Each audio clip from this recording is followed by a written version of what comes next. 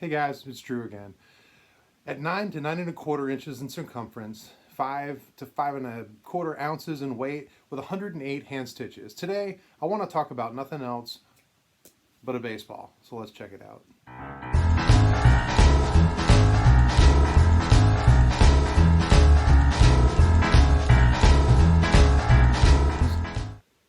So this channel is known as a baseball channel, and you guys are all baseball fans. But baseball is a game, and it's got a history, and it's got a love and a passion, the collectability of things like cards and autographs and memorabilia and so much stuff, and that's what brings us all together.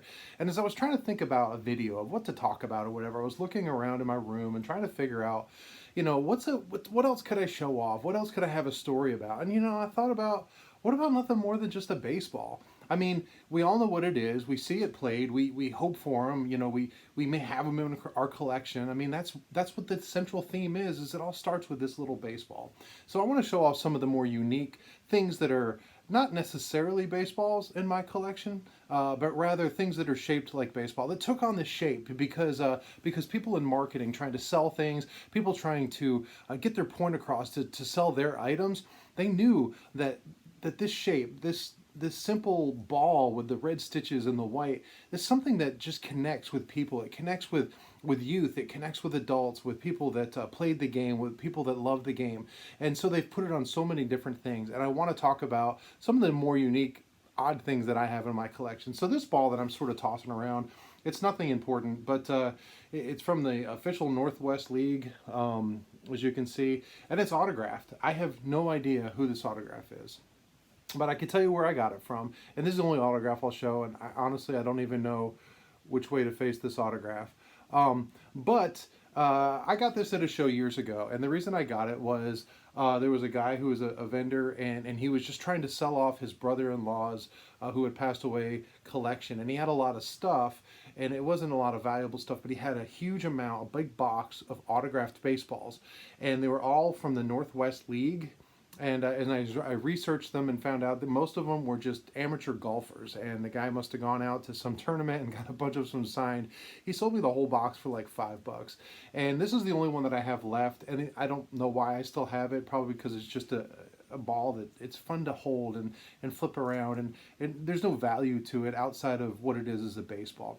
But most of them I gave away, and I gave away to a friend of mine, Jared, and what he did with them for a while was he painted them, and you see back here all these the Griffey baseballs that are back there.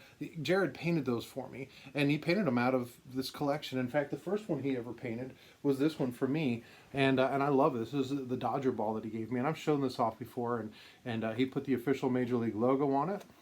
He did a great job on the Brooklyn Bee. I love this baseball, and he put numbers they're important to me within the Brooklyn Dodger fandom. Of course, 42 being Jackie Robinson. Number 1, Pee Wee Reese. You got to have Pee Wee Reese. He put 39 for Campanella, and then one of my favorite, of course, was number 17 for Carl Erskine. And if you look at most of my videos, this ball is sitting back up here or somewhere back there because it's a reminder of friendship. It's a reminder, but it's a reminder of baseball. So I want to show off a couple of the weird baseballs that I have, and these are not necessarily baseballs. They're just in the shape. So I want to do a theme at first. So the first one I have. It's just a small little one on a pedestal. It's very heavy, and it's a paperweight. And I always found this funny because I remember as a kid getting stuff that was cool and giving it to my dad as a paperweight. And I remember having paperweights and thinking it was kind of cool. And this one's neat because, again, it's that classic form. It's just a white baseball with a red stitching on it on a little brass looking thing. It's very heavy, but the irony, of course, is who really needs paperweight? Like, what offices are out where there's a lot of wind that needs a paperweight? But I remember as a kid back in the 80s, looking for paperweights because it was kind of cool. So in that same paperweight theme, I've got this one. Oh, it fell off. Which is just, it's like glass, and I picked this up in a lot, not because it's got any value, because it's just kind of cool, and it sits in a case. It's not a crystal ball or anything weird, but it's got that baseball form to it, and how cool is that to have a baseball? And then the last one I found, my wife actually found for me, and this is super cool. I mean, look how beat up that thing is. It just looks like something that should have been in the Sandlot. And but actually, it's a paperweight. It's was bought at Hobby Lobby, but it's kind of cool, and it's actually fooled a lot of people because of how good it looks, how realistic it looks as something beat up. But it's heavy and it's made out of, I have no idea, but it was made in China, so good stuff there. But anyway, so those are the paperweights I have, and then some of the more cool baseball things. Talking about the painted ones before, my wife found this at an auction one time, a live auction, and these were mass produced or whatever, but this is a cool one, and it's just got Ebbets Field, and then it's got you know a picture of what Ebbets Field looked like, all that classic advertising that was out there, the scoreboard, and this is just cool. I mean, again, it was mass produced for baseball fans, but the fact is they produced it because people would buy it, which, of course, my wife did buy this, so I appreciate this, and I love this Ebbets Field ball, too, because, again, it's sort of like, I don't know, it just shows off the nostalgia of the stadium and stuff, but it's on a baseball, which I just, again, find really cool. Some of the other ones, I found this one time. Someone told me what these are from, but this is a real leather baseball, but it's tiny. I mean, if you look at it compared to a real baseball, it's about half the size, but it's leather. It still has 108 stitches on it. Yes, I counted.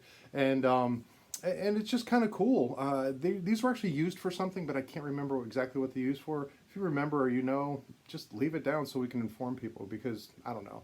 But it's cool because it sits in the case.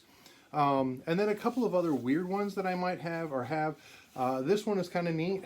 It's plastic, of course. It just says Pro Baseball on it, but it's actually a yo-yo. And again, it's a toy, but it's a toy because kids liked baseball and they like yo-yos. So why not make a baseball yo-yo? I actually, when I was a kid, was pretty good at doing yo-yos. I could do tricks and stuff. This one is not easy to actually throw or do anything with because of the width of it, but still, as something that's kind of cool, it just sits in the case. And then some of the more smaller, unique stuff. There's this one, which is a small, and it's leather baseball. It doesn't have 108 stitches, but it's actually a bottle opener, and because why not? But again, how cool is this? I don't know how vintagey it is. It feels vintage and it's old. It's obviously got some staining on the back of it, but it's cool. I mean, just a little bottle opener, and again, it's just that baseball form. This one is neat, and this one comes in a set. This one is ceramic, and it's a tiny little baseball. You can almost see it, but if you notice, there's a little hole on it because it actually comes with this glove, and this is actually a salt and pepper shaker. And I don't know, it's stupid, but it's cool, and it sits in my case, and there's no salt or pepper in it, but how neat is that? Just something different and unique. And these are actually gum balls. This is actual gum. You may have seen these. I have a vintage gumball machine, if you saw it in my room tour video, and it was actually my wife's, and she gave it to me, and she bought me a bunch of these old baseballs. And I found out last week that my daughters have both snuck up with pennies to get the gum because they thought it was cool, and then they found out that vintage gum is not new gum, and it's cheap gum that's been around for decades, but and not very good, but I mean, they all have something printed on it. This one says pitch out, which is kind of an interesting thing that they would put that on there as compared to words like home run, which are in there, or single or double. And this one is palm ball. Again, the fact that they're putting little phrases on there, but not the most common. Just kind of silly, but fun anyway. And then another one, and finally the last baseball I want to show off is this one. And this one's cool because it's actually a jigsaw puzzle. And I actually got this as a white elephant gift at a Christmas party for church.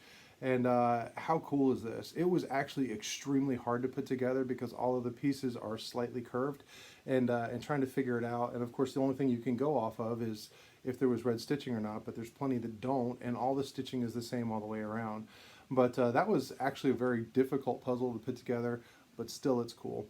So anyway, I just wanted to show off a couple of baseballs and different things out there. It's just, your collection, our focus is always on what we like, Hall of Famers or rookie cards or non-rookie cards, or certain teams or whatever. But for me, it's just all about the game, and it's about the history of the game and the love of the history of the game that we all experience and that we all enjoy. And some of these baseballs that we have, for me personally, they're just fun. They're memories. There's probably zero value in any of them outside of me, but they're great little knickknacks to have. I like them, and I keep looking for them. So as I'm out there looking around and doing anything, antique shops or auctions or whatever, I like this kind of stuff. So hopefully you got some too. They're great little things. I appreciate you coming along. Next time, you guys be good.